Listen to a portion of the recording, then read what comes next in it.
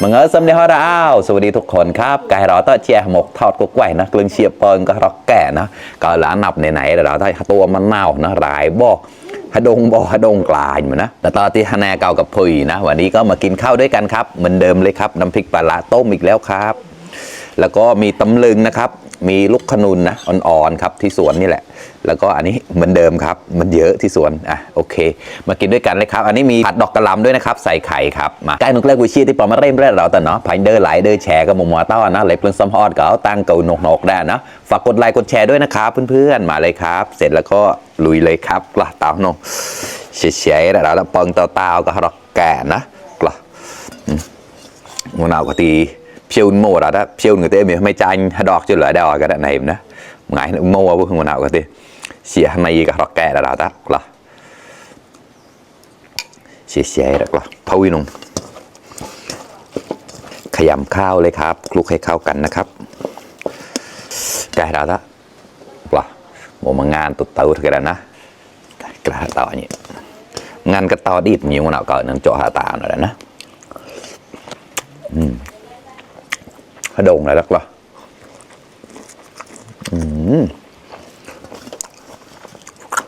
คำโตโตหมอกโตแล้วนะก็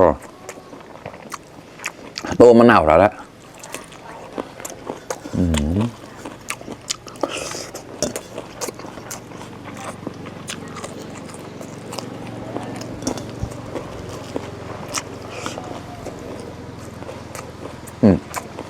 เนี่ยปลาเนี่ยกันเลยเอาไหนเหรอเนาะ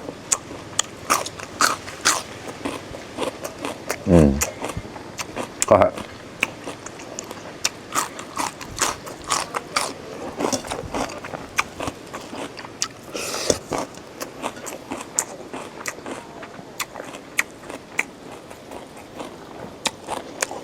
น้ำตำเลิงเลยละก็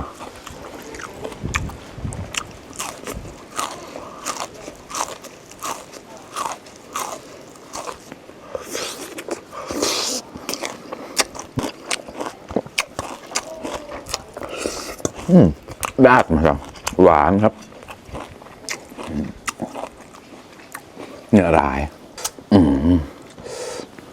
บอกแล้ว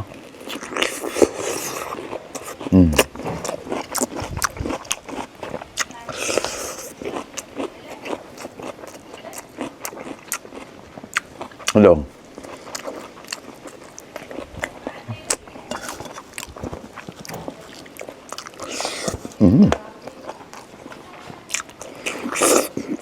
มันเอาmusiaไหนแล้วละ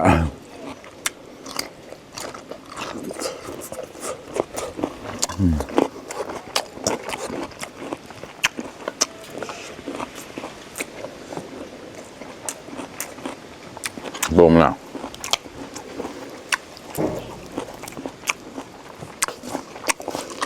กล้า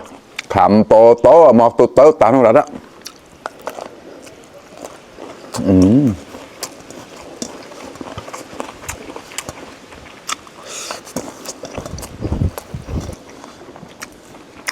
ขโม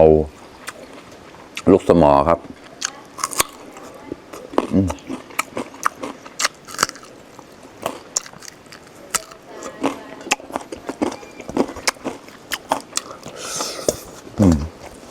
วันนั้นก็เคปตกแล้วปีใหม่ร้อนก็เคปกล้าเชื่อไหมนะผัดดอกกระหล่ำใส่ไข่ครับแน่เกากระพุ้ยก็ไม่จ่ายนะแล้วเสียๆแล้ว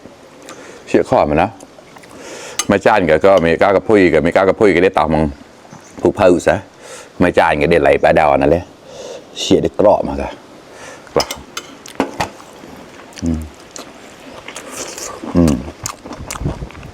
กรอบมาครับ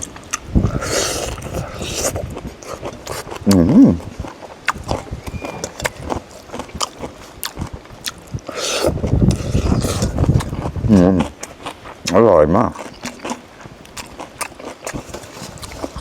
จะอะไรปะ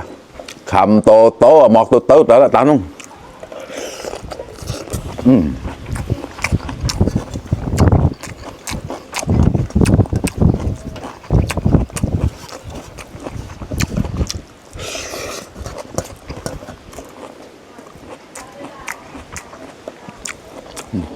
ลึง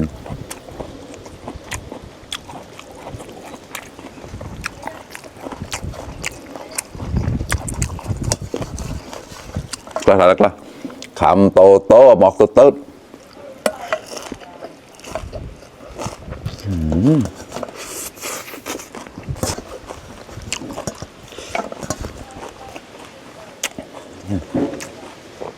ตัวมะนาวกลับเข้าไป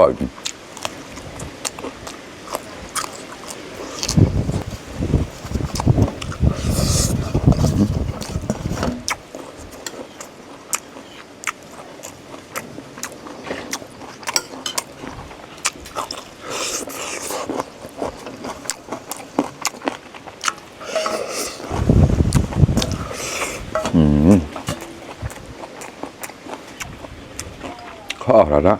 อร่อยไม่ต้องมีแกงได้น้ำพริกกับผักก็โอเคแล้วนะฮันนี่ยันนับรักแกะเนี่ยกากระพุยตากันแล้ว